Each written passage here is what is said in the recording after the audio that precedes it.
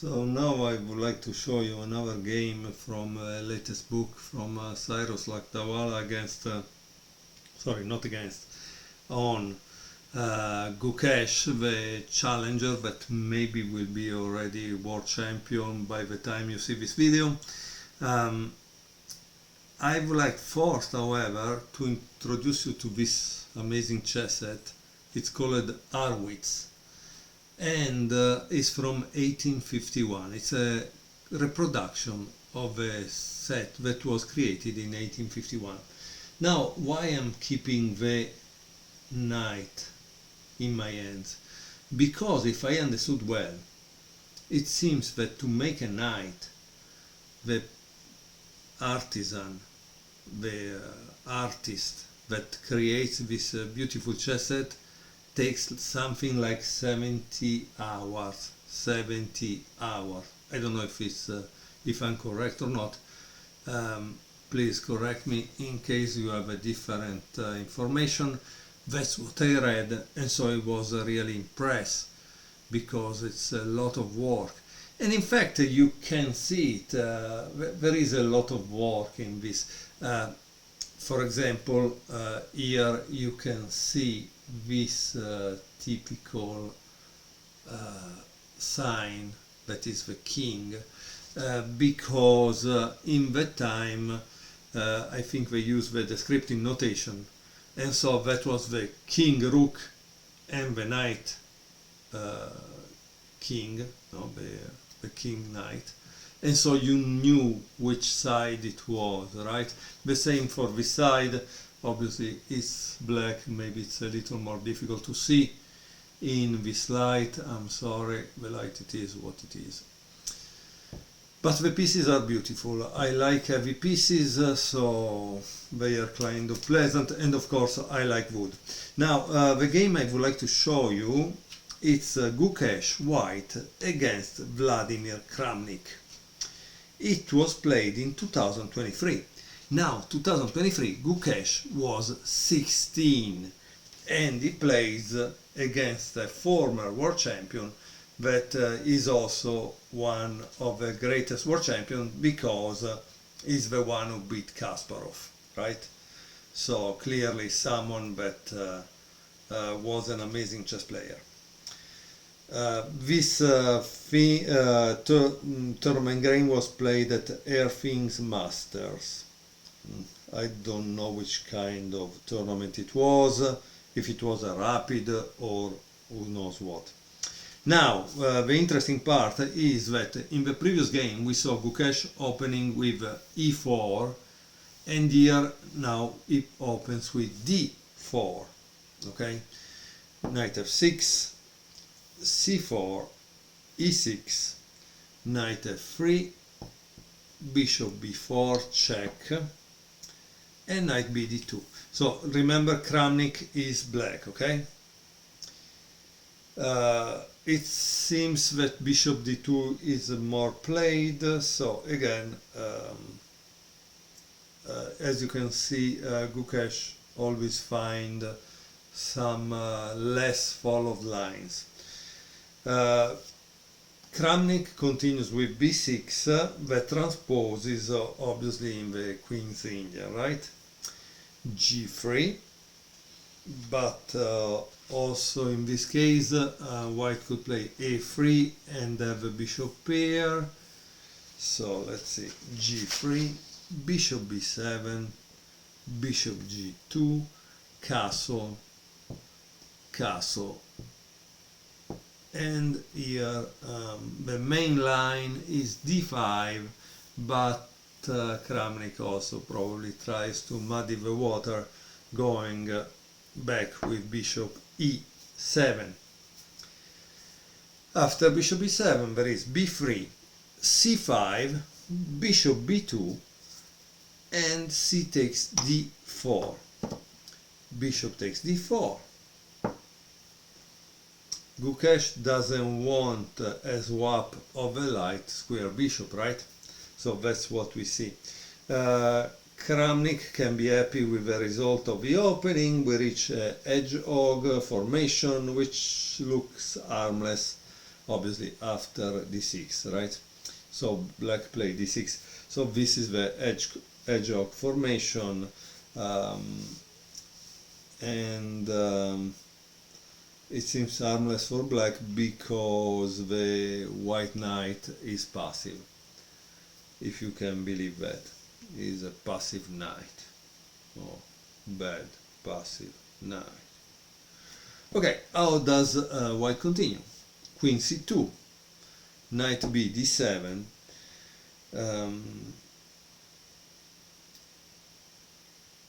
and rook f d1,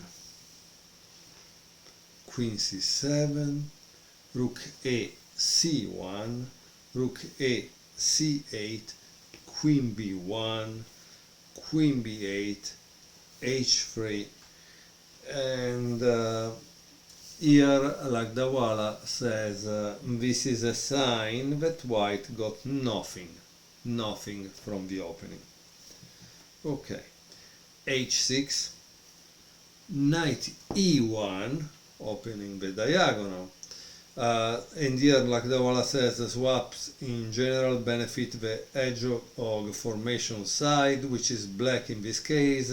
I just don't see a useful plan for white. And this is the great thing. That's why we buy books by experienced chess player like Lakdawala, because it stops you in some moments and tell you, look, that yeah, here there is a swap, but I have played maybe many times this line or similar, and it's not really anything that is worth for white. How does black continue? Knight c5, bishop takes b7, queen takes b7, okay. Knight g2, rook f d8, knight e3, oh, yeah, yeah. Knight c e4, and knight g4. Here there is a diagram, right? So once there is a diagram, we always stop a second to analyze the position. Lakdawala says Gukesh continues to fish around for a plan. So what plan could it be? Yeah. Black continues that e5, and Lakdawala points out that this move shows that Kramnik wants to win, because if he played instead d5, that would have been much more drawish. So as you can see, a former world champion always tries to win, because that's the only way you actually probably become someone, right? With this incredible will to win. Bishop b2, knight g5. Once again, here Lakdawala in his analysis show a potential draw, so this is a fighting move. Knight takes f6, bishop takes f6, queen f5, covering the h3 pawn that was obviously attacked, and bishop e7. This is a move that threatens the white queen, and you say why? Because the white queen is the defender, right? So you need to eliminate that white queen, but if you leave the bishop here, you cannot play this, otherwise you lose the bishop. So in order to play this move, you take out the bishop from the possible attack of the queen. And as you can see, Gukesh reacts defending the pawn h3. Yet black plays g6, queen d3, d5. At a certain point, obviously, the center, especially when the queen is behind, must be attacked. h4, amazing move, amazing move. Now there is more of an exercise for black in a sense, because if black plays d takes c4, it's a blunder. It's a blunder. Instead, the right move is knight h7. So why it's a blunder? Because not that there are catastrophic things, but black will have a problem. So let's see why, okay? After d takes c4, obviously attacking the queen, it continues with queen e3, knight h7, knight takes c4, and now the thing is that the pawn e5 and the pawn h6 are both hanging, and so black is losing. That's why. So now we see why d takes c4 wasn't the right idea. Okay, so now let's return back to the position as it was. Okay, so in this position we saw what happens if black plays d takes c4. In the game, obviously Kramnik, world champion player, played knight h7, which Lakdawala says it's fourth. So yeah, okay. C takes d5, rook takes c1, rook takes c1, and rook takes d5. It seems it was possible to play queen takes d5 and leads to equality. Okay.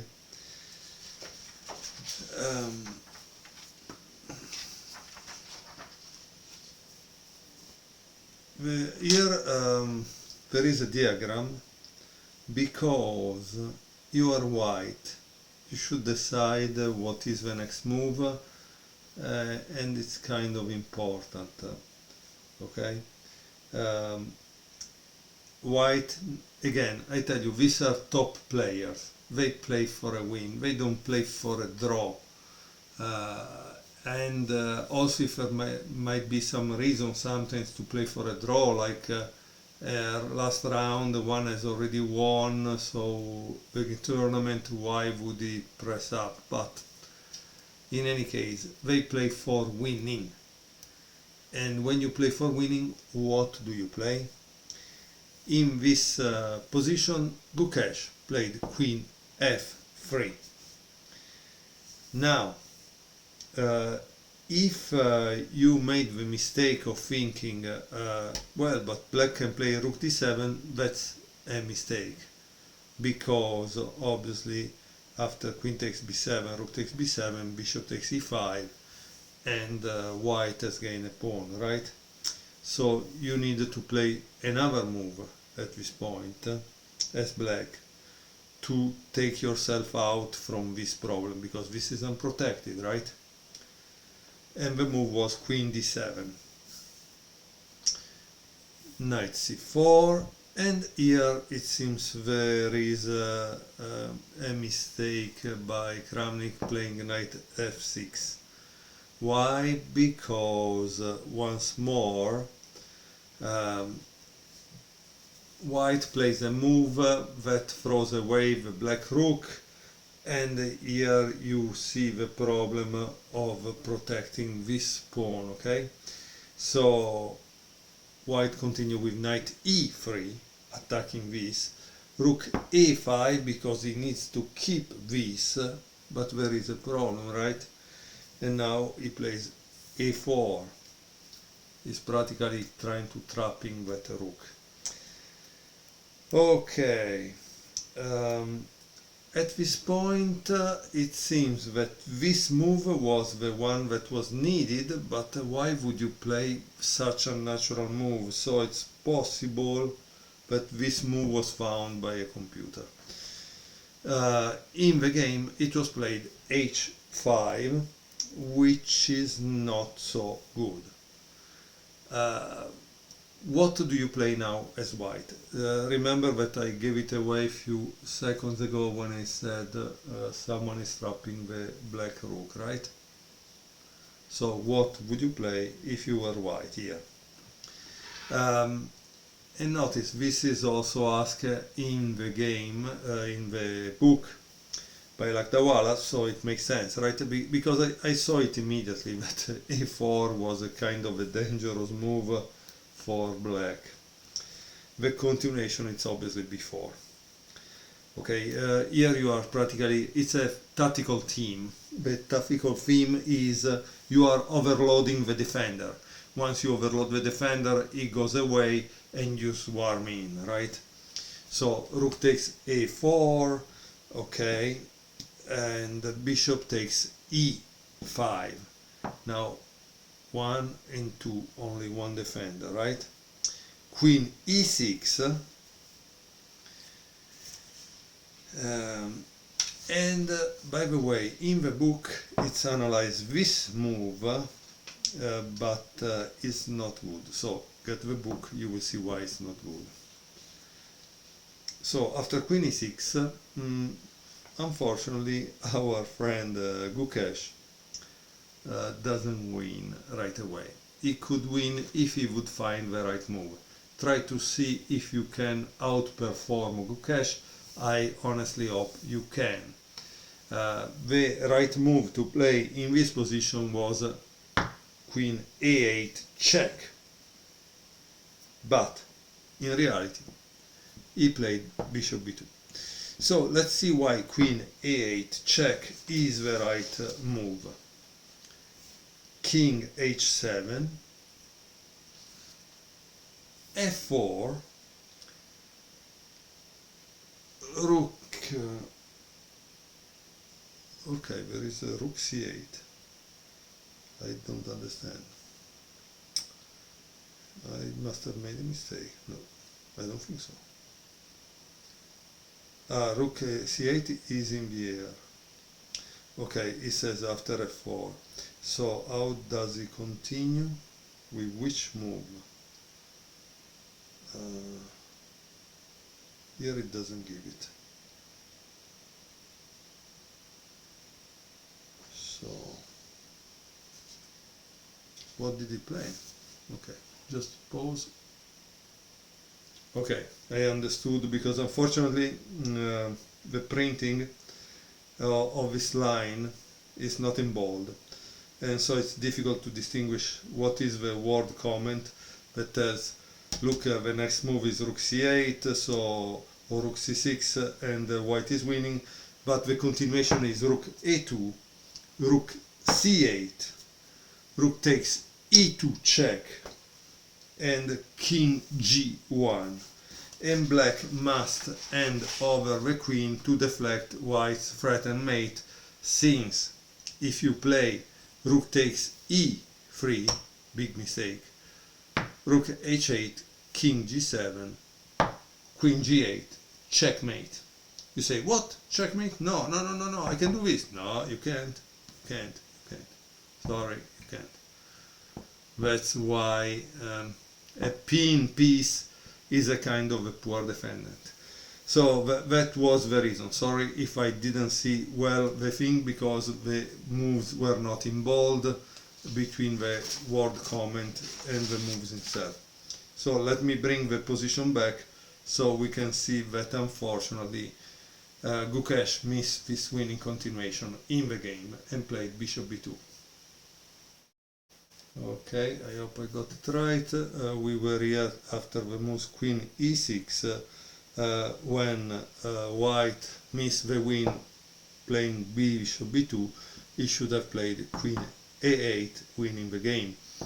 After bishop b2, let's see what was played. In any case, in 15 moves Kramnik will lose, okay, because now, for example, he plays rook a2, not good. The right move was knight e4, and here there was a way for black to save the game, okay.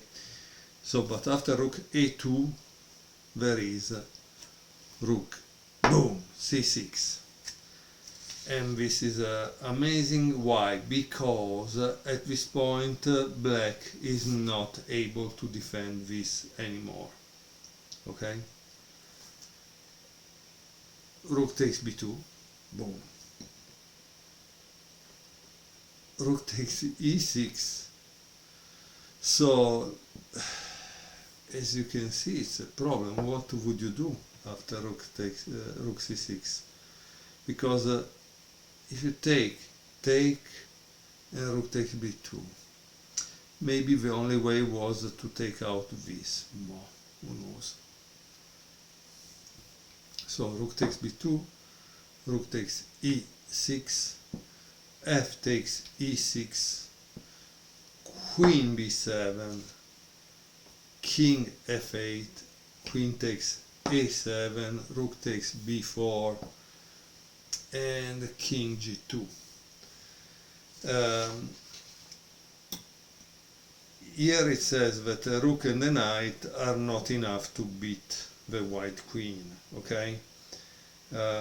Plus the black pawn structure, it's a little wobbly. So bishop c5, queen a2, attacking this, rook e4, knight c4, knight d5, e3. Now black rook is even in some danger. b5, this drops the b pawn, but I think Lakdawala says that the game is lost no matter what. So let's see what happens. Queen a8, king g7, king b7, sorry, queen b7, bishop e7, queen takes b5, boom.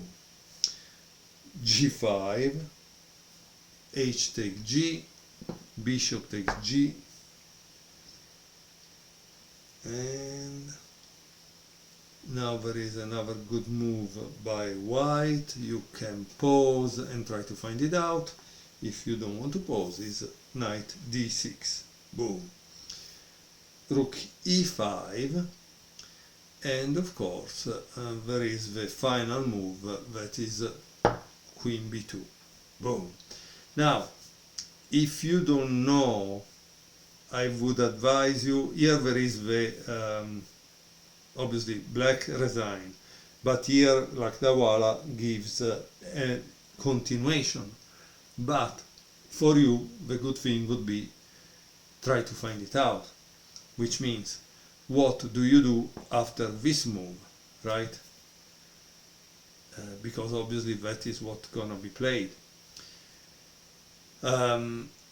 The continuation given by Lakdawala is the following: queen b7, check, knight e7, queen d7, attacking this, and it seems at this point you cannot defend that. But not only, he's trying to enter inside, right? So he plays h4, but queen e8 is the winning move. You say, why is the winning move? Because the problem is that this is defended by this king. Once he plays this, this is gone, right? And then also the rook. So this is the reason why Kranich resigned at this point. I hope you enjoyed. In this book there are about 70 games by Gukesh. Now, are 70 games enough to know a chess player? I don't know. That is not something I can answer, but it would be a very interesting question. Which means, when do we know a chess player? After how many games we analyze about him, or how many games should a book have in order to give you an idea of who that player is? Now, keep in mind, most of us that buy books, we often don't finish them, and so maybe 70 games are even too much, because maybe most people will watch 10, 15 games, and that's it. They will not read the book cover to cover. I hope you enjoyed these 2 games and the comment. Sorry for the little mistake I did before, but I couldn't actually read well the comment and the moves. I hope you enjoyed the video. See you at the next.